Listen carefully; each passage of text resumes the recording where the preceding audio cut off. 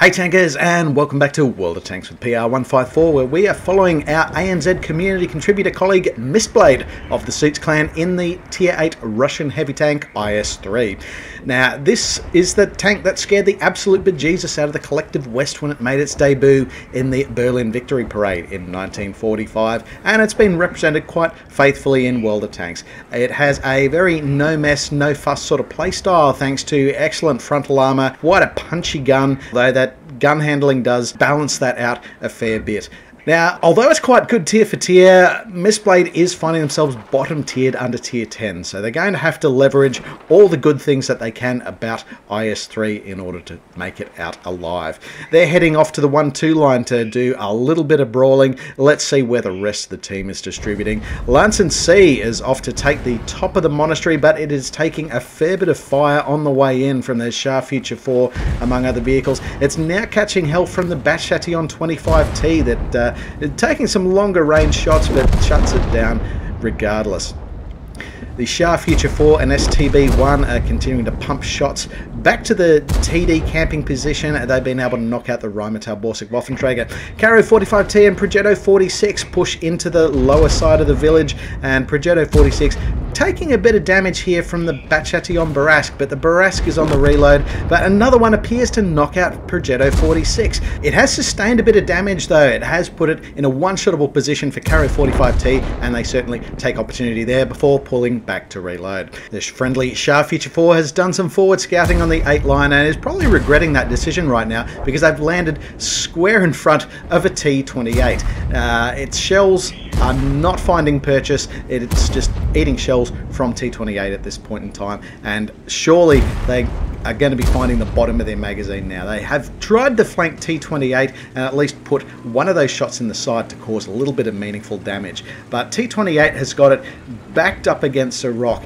Now, who is going to come to the rescue first? It looks like the ISU 152K is coming to the rescue. It appears to have taken a bit of a beating earlier in the match. It puts a monstrous hit into T28, but T28 returns for a fatal kill. There is a TVP 5051 hot on its heels though. It's got 3 shots in the mag, 2 out of 3 manages to shut down T28. Now, if Shah Future 4 thought they were going to find somewhere relaxing to reload, they were sadly mistaken. They've driven straight in front of the ELC Even 90, which has unloaded a clip into it. But by now, Shah Future 4 has their clip sorted out, and they're returning fire and fury into ELC Even 90, sending it back to the garage and practically clearing out the 8 line of enemy resistance. Now let's head back to Mystblade. You remember him, he's supposed to be the focus of this video. He has headed down the 1-2 line and is first on station, spotting out the enemy Scorpion.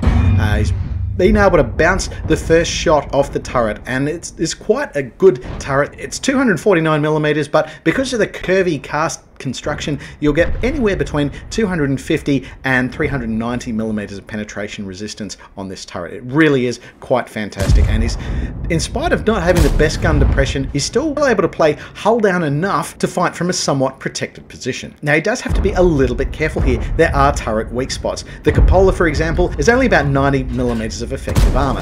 There's also a plate just above the gun, which is only 20mm thick, which can be overmatched by practically any vehicle that it'll find within the matchmaker. Now, Mystblade's been able to get some fairly consistent damage into the lower frontal plate of WZ114. It's the M6Y that's had the attention of the team with AE Phase 1, sending it back to the garage and knocking out that lower threat. And as Mystblade continues wailing on the Tier 9 premium Chinese heavy tank, they are now in a one-shottable position with E75 taking the kill. Now, the WZ had been supported by an ISM and IS-3, so as the team reorganises, Mystblade continues their pummeling of these vehicles. Good focus fire from the team has left the ISM tracked and in a broadside. Mystblade just about has their shell in the tube, sending it back to the garage for their first kill of the game. It's just IS-3 that is left on this corner. Mystblade is poking this rather cautiously, and you do need to be cautious. If you do overpoke, you end up normalizing those pike nose plates,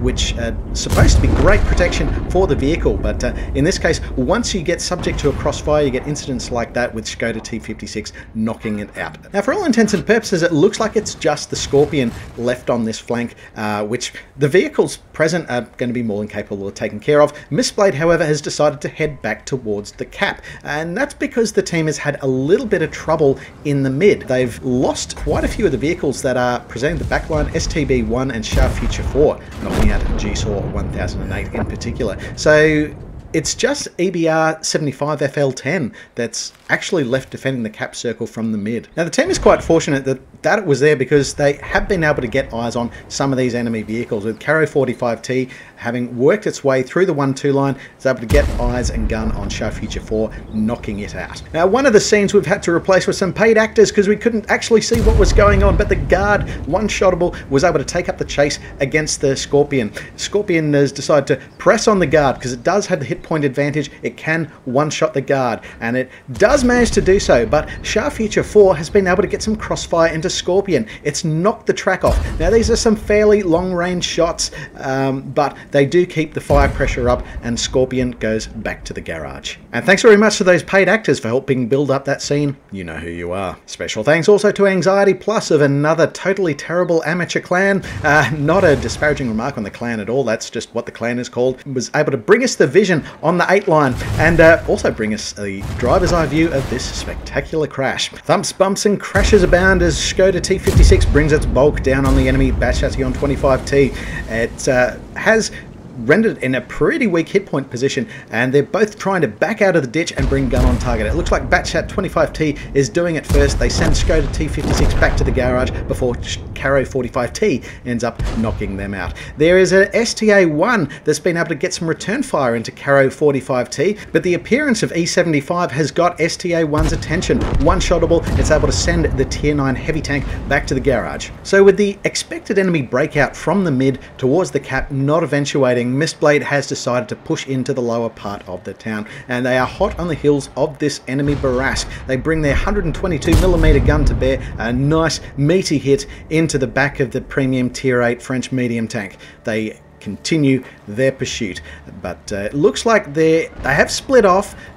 Are they trying to get around behind Mystblade and fight from the high ground? We'll see, we'll see. Mystblade is backing up, trying to get under it, but it pulls back. It's probably a little bit concerned about its exposure. It is one-shottable. So STB1 is pushing along the 1-2 line. It's trying to do something about that exposure from the western flank. It's engaging Caro 45T. Unfortunately, is facing the full fury of Caro 45T's mag.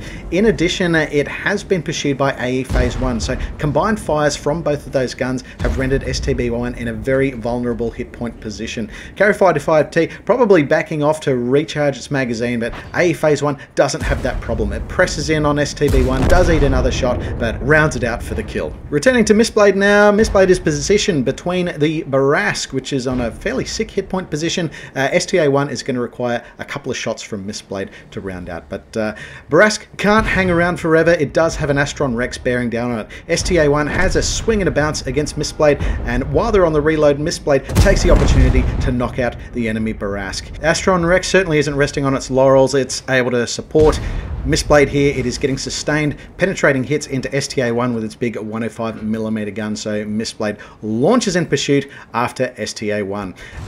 Now, this looks like a bit of a tight gap. Is Mystblade going to fit through that? Yep, we're going to suck in the sides and through we go. But navigating through these buildings is a little bit slow. It is Shah Future 4 that's on station first, and they managed to get the killing shot into the enemy Japanese medium tank. Mystblade is lining up on the enemy Astron Rex, who was previously fighting on the A-line. They must have done a bit of a tactical withdrawal there. Shah Future 4 is heading up, and it is first to head up the ramp towards the enemy Rheinmetall Borsig Waffenträger. Caro 45T approaching from the opposite angle. Now, it is getting the hits into Rheinmetall Borsig Waffenträger, but it's Shah Future 4 that takes the kill. This just leaves the enemy Astron Rex, and as Mystblade heads up the hill, Shah Future 4 heads down the hill. Now, they might have actually run out of shells, and they're now on the reload, or they could just simply be rotating to try to dig that Astron Rex out of K8, K9. But either way, we've got 3 friendly vehicles approaching from 3 different angles. Who is going to be the first on site? It looks like it's going to be Caro 45T, bringing its big gun to bear and knocking out Astron Rex for the final kill of the game. So that's a win there for Mystblade of the Suits clan, my World of Tanks ANZ CC colleague. Let's see how they did. For their efforts, that is an Ace Mastery badge, placing them as the top 1% of tankers in IS-3 for that week. Unfortunately, no Epic or Battle Heroes medals on this particular occasion, but still quite a fantastic damage take. Nearly 3,700 hit points inflicted, awarding them the Fire for Effect medal for doing at least their hit points in damage. They've also picked up the Bruise medal for causing damage to enemy vehicle, modules or crew members at least 5 times in the course of the battle. And taking 2 kills, having a look to the team scores, they've placed top on experience, but that is closely followed by the Caro 45T and Shah Future 4, who each took 4 kills in the course of this game. Very good game actually by Caro 45T, with over 5,400 hit points of damage inflicted.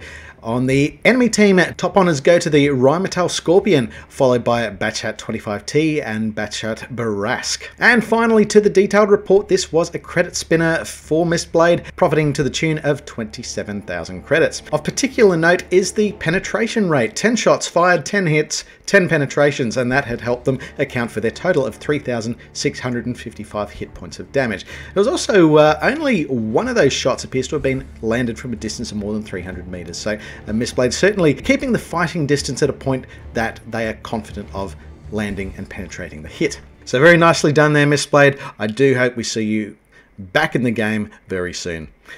In the meantime, happy tanking and take care out there.